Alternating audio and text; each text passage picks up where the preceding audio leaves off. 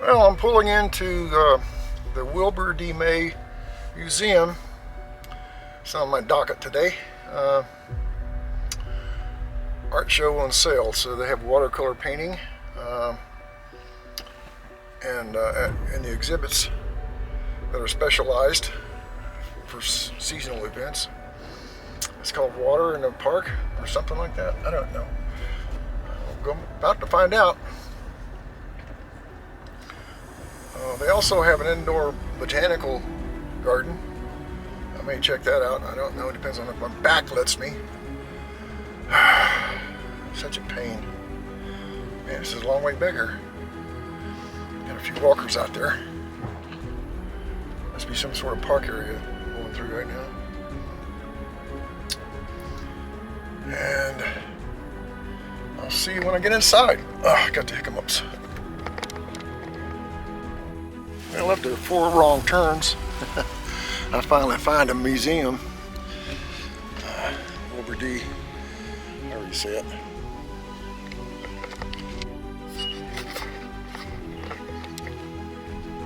Oh.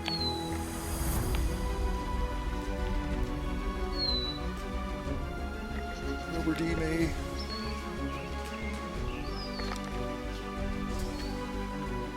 Let's bring into our museum. And she's open.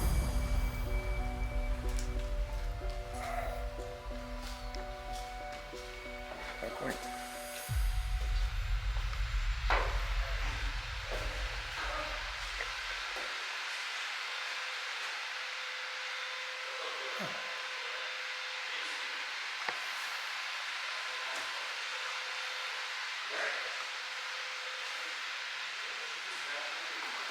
Hi. I'd like a ticket on both military and over 65. Alrighty, that would be $5, though. Gosh, that's gonna break the bank. How are you today? I'm fine. You did say 5? Yes, please. Okay. Time. Alright. Well, I will tell you where to go, what to see. Oh, do it nicely, please. I've been in bars where they didn't tell me so nicely. This way, we don't have much going on at the moment. It's our rental space, but you're welcome to go see the 2 fish ponds, and all of our plants in there are alive, our indoor garden court. Oh, cool. Okay, behind me, right here is the gift shop. Across from that's the restrooms. Past the gift shop in our art gallery is our Sierra Watercolor Society art show and sale. All the artists are from the Reno, Tahoe, Carson area. Everything on the walls and in the bins is for sale, so if you're interested, you just let me know. And once you're in the gallery, you're going to take a left. Past the double glass doors will be our permanent collection. If you go into the first room on the left, there's a short 8-minute video about Wilbur. It tells you who he was, what he did in his life, and gives you more context to the collection.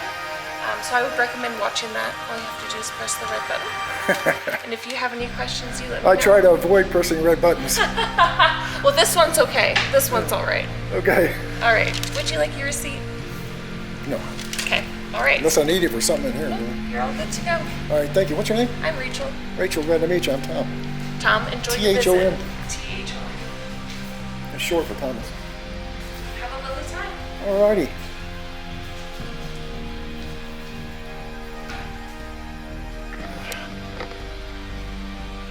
Yikes! He really does exist.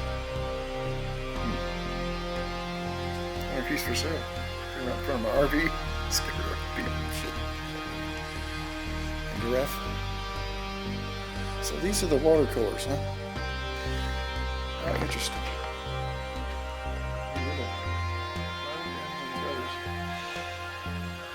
Must be a thing. Don't see anything in there I'd buy. A good time to call Susan.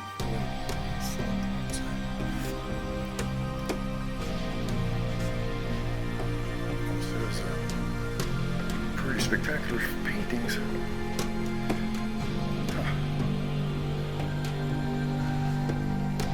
And a blue ribbon. Landscape and architecture.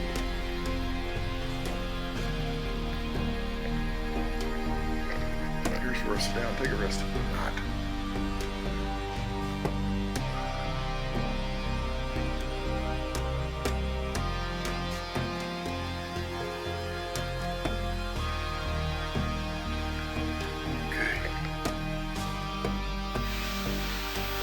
On the left.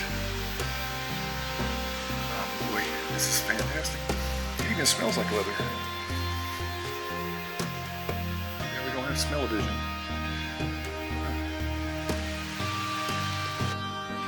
It's locked. Shoot. Guns, guns, and more guns. Got an affinity for shooting animals, I'll tell you that.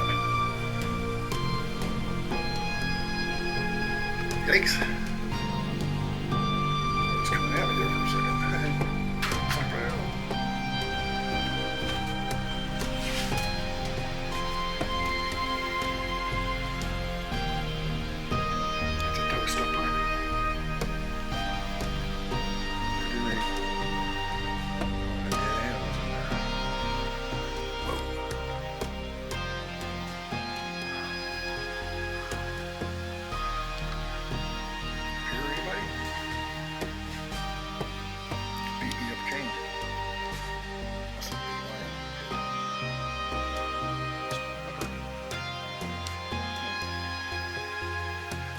To skin one of those guys. Somebody did. Oh, what's this?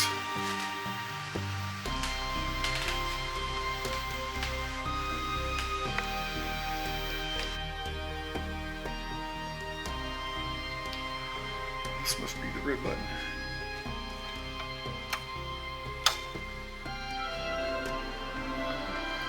During the next few minutes, we're going to tell you about an American original. His name was Wilbur D May.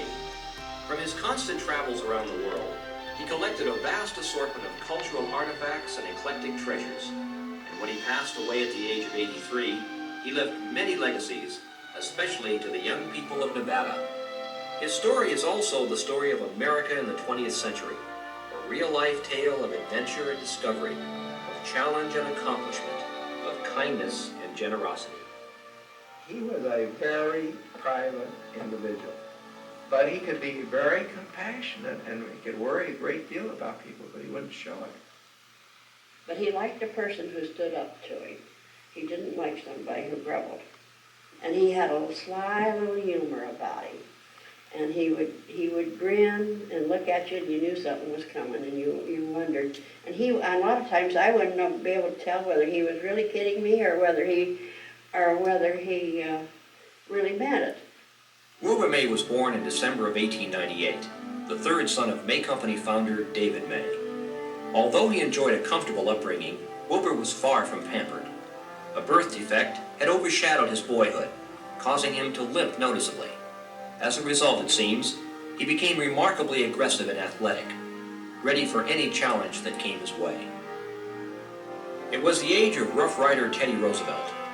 As a war hero, statesman, explorer, naturalist, big game hunter, and world traveler, Roosevelt's mark was everywhere. It was certainly on Wilbur May. Wilbur was only 16 at the outbreak of World War I, but he soon left home for the battlefields of France, where he drove an ambulance for the Red Cross until America entered the war. By the time hostilities ended in 1918, he was a decorated officer. The runaway boy was now Major Wilbur May. More importantly, though, Wilbur had discovered the world of aviation and the freedom it could bring a young man. Once safely back home with family and friends, Wilbur decided to settle down somewhat. He took on junior management responsibilities with the ever-expanding May Company stores. In the meantime, he furthered his love of aviation with the purchase of his first single-engine airplane. He would eventually become one of the finest pilots of his generation. But during the Roaring Twenties, Wilbur was traveling by train and by sea, to the Far East, to Russia, and of course to Europe. Never simply a young man of leisure means, Wilbur was both a knowledgeable traveler and a superbly conditioned athlete, one who thrived on fierce competition and rugged outdoor sports. So it came as no surprise when, in mid-1929, Wilbur sailed for Kenya, Africa, to begin a 7-month-long hunting safari with Dennis Finch Hatton. Sir Dennis was the famed hunter and guide portrayed by Robert Redford in the film Out of Africa. Both men were aviators and expert marksmen. In those days, big game hunting was quite universally accepted as a gentleman's sport. Not for animals. It was only the first of Wilbur's many trips to Africa. Spear chuckers. There was nobody in the world better to be on safari with. He knew as much as any of the hunters by the time I had gone with him. He never took chances. He knew where the dangers lay, and he knew as much as anybody what you should look for and what you should guard against. And he was professional, is the word. Wilbur learned early in his travels how to barter with the local inhabitants. His growing collection would testify to that, and to his becoming a keen student of culture, one who ate the native cuisine and observed native customs. While still on safari in 1929, however, the stock market crashed suddenly back home. The resulting economic depression left many without jobs or income. Ironically, Wilbur had cashed in his stock holdings for safe government bonds before leaving the country. He was able to buy everything back for pennies on the dollar when he returned in 1930. From that moment on, Wilbur was financially independent, free to travel when and where he pleased. Everything was planned way in Sometimes you get lucky. advance. And he was professional. I mean, he was a professional investor, and he was a professional traveler. He studied very intelligently and intensely everything he did. In 1936, Wilbur purchased a large ranch on the outskirts of Reno, Nevada, and turned his attention to raising cattle, thoroughbreds, and quarter horses. The Double Diamond brand soon became his Midas touch.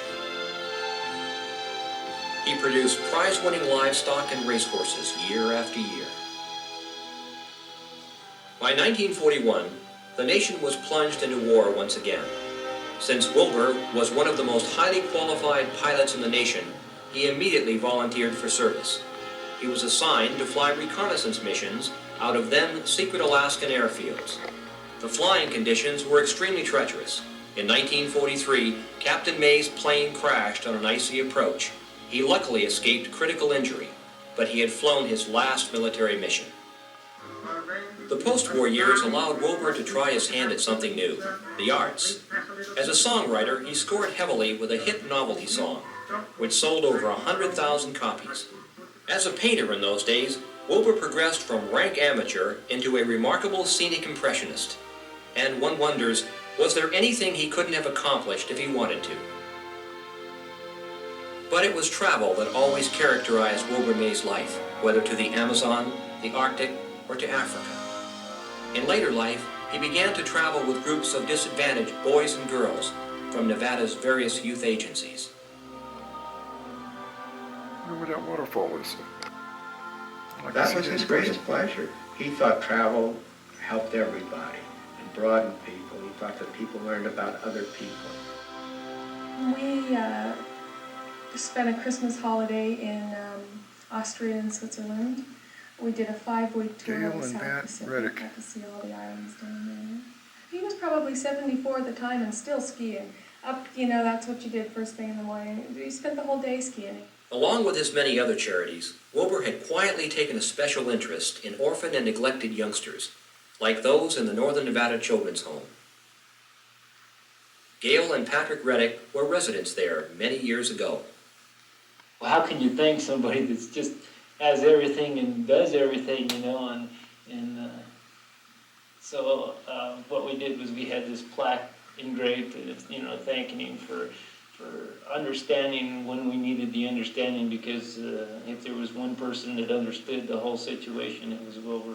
He gave them a chance to be something, if they want to learn something, for that career, to go ahead and learn something, be something.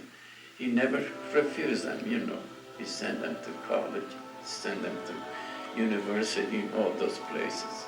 Well, it seems strange to talk about Wilbur because for so many years we've never talked about him.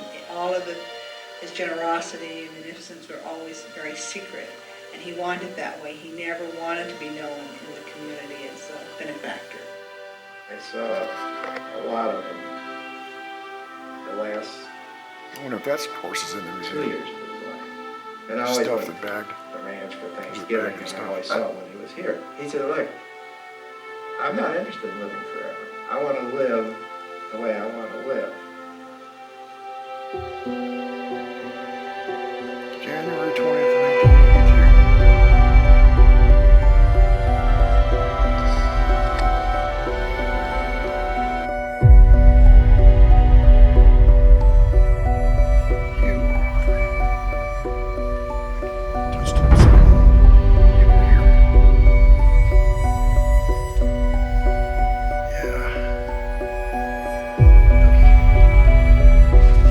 It's locked. I guessed right.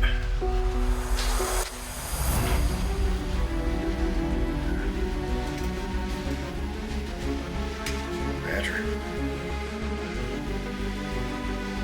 Cigar, I thought it moved.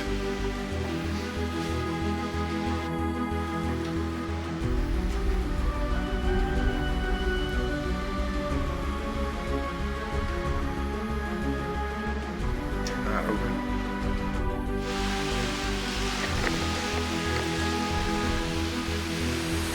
Puffs. It works. Coins in the family. That's a movie. Romantic movie. Jade. Watson. Must be Chinese. Genghis Khan. 40s. I wonder how many people those things have killed. Swords.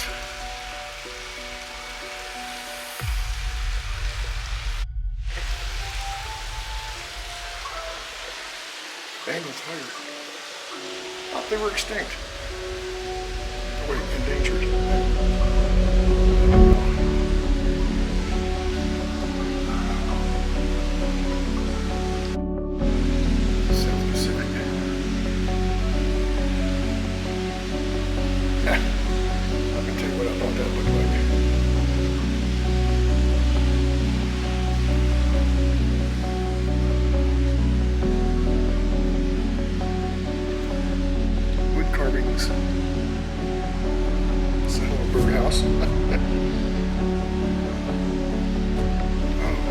Figurines.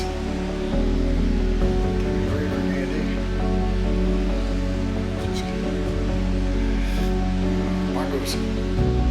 African style.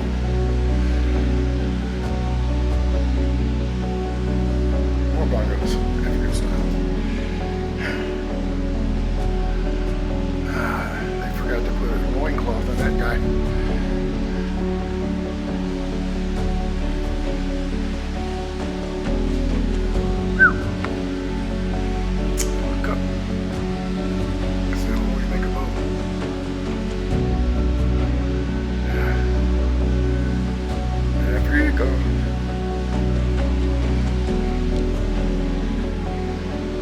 Takes all kinds, I guess.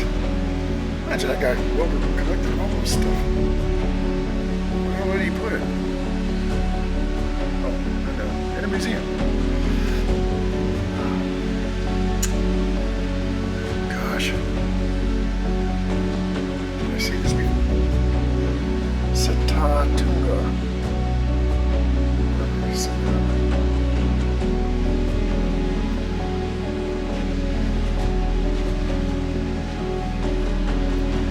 Not here.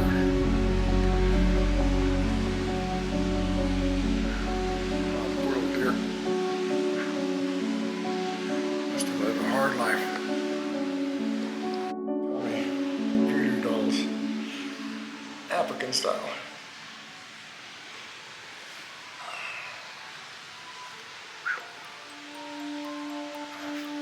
I think I've seen this before. Some other guy was videoing it. On YouTube. Okay. I'm wondering which spear it was that was in the movie. I think it was that one.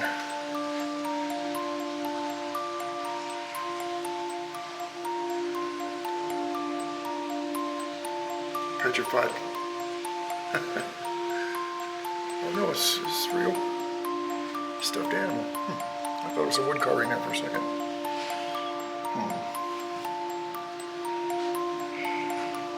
I would love to have that to decorate in front of my truck. Of course, I could always go in the desert and hunt one.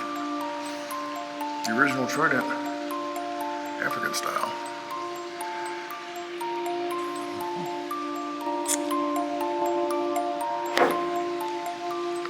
Glass. I'm not going to read all that.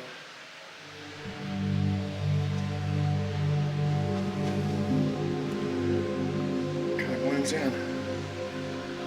Good display though. No breeze. Door is alarmed. West African dwarf crocodile. Can still put a bite on you, I'm guessing. I want to test that theory. Close your eyes, kids.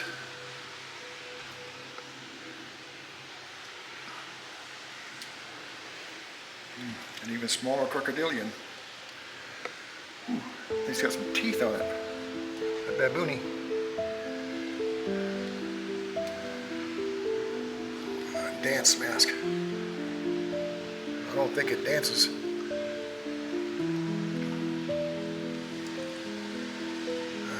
More masks. Oh look, shrunken heads.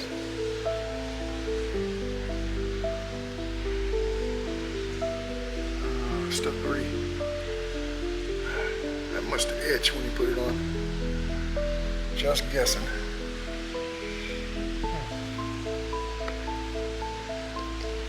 I guess that's an aardvark. They eat termites. Which is probably a good thing.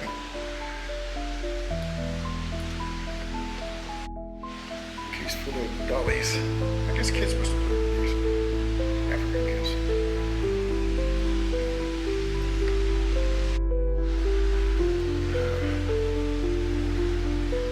I don't think you'll find those on the dinner plate. Table. Then again, you might. Oh, cute. Dollies.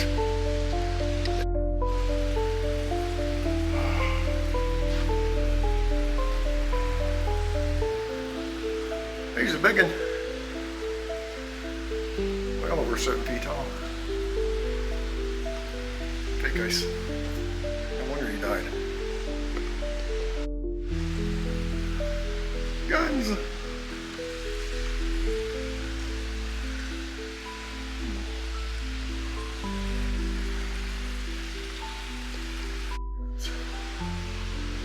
Blunderbussy.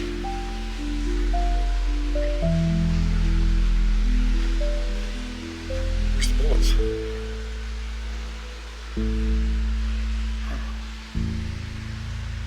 Somebody forgot their fur coat.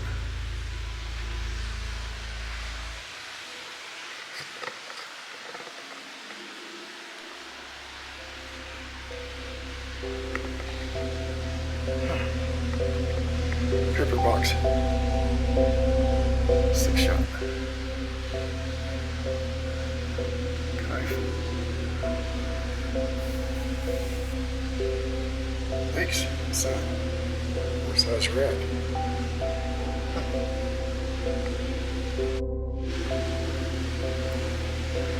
Pewter, I'm guessing.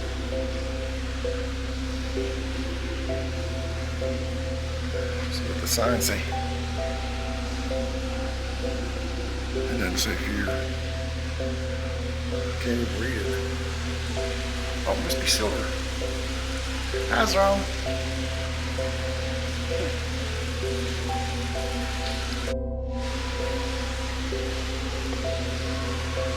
Stoned sheep. Wait, stone sheep.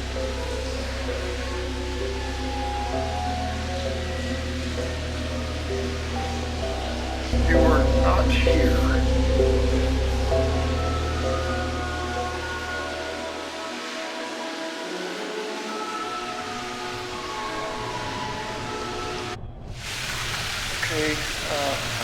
in the museum. It's not a really big museum. Take all of what, 20 minutes? I'm thinking 20 minutes. Yep, I pretty much have seen everything. I think I have. Legend of the Lucky Water Hole. Huh.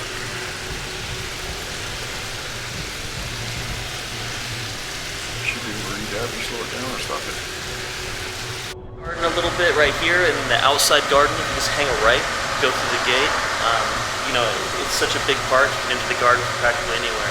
Oh, thank you. Sure.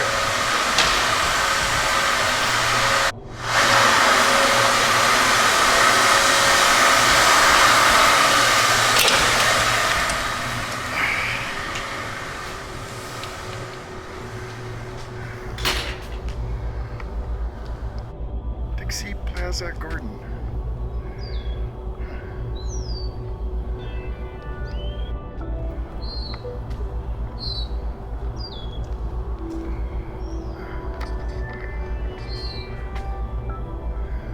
Guess they want your money. Okay. I'm not a very good photographer these days. I admit it.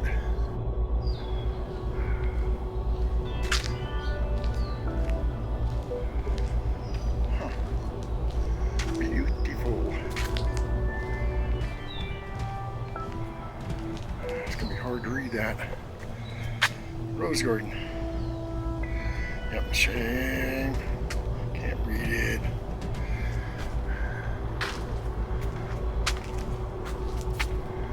Pretty. A gazelle.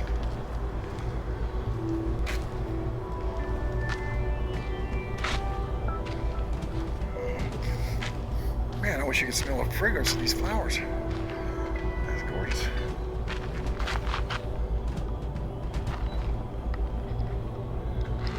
So you keep up the garden work, huh? Yeah. Good job. Thank you.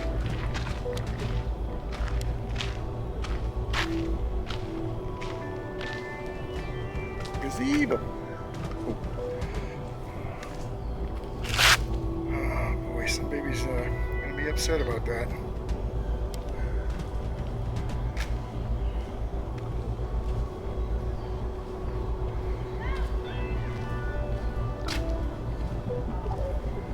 Overlook. Gonna do a fine. I'm sure I'm walking down that trail. Oh, it's not a trail.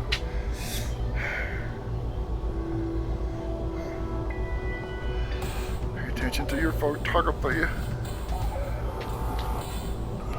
Too busy looking at everything.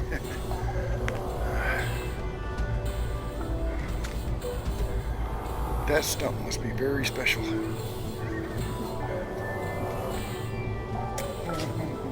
It sure is a beautiful day. Oh my gosh.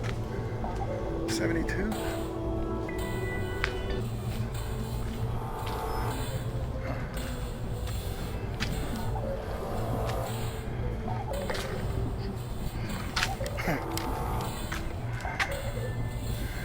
Kristen's Garden. Now that you might be able to read.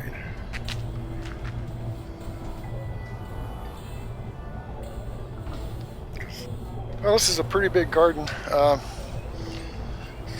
I want to save this for another day. So I think I'm going to get some lunch and head back to the Walmart and trade in my adapter for when it works. Kind of lost right now. I'm embarrassed to say. Let me find my way out of here.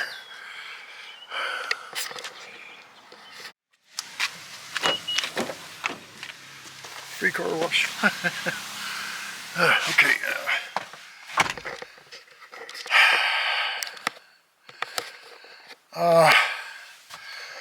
I'm back once again. Said enough is enough, or less. So I'm just going to go back to the RV after going to Walmart and picking up a few things. Beer, wine, whatever.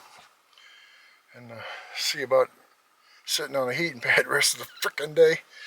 Anyway, I hope you enjoyed the movie, and I hope you enjoyed this video. Where's the button?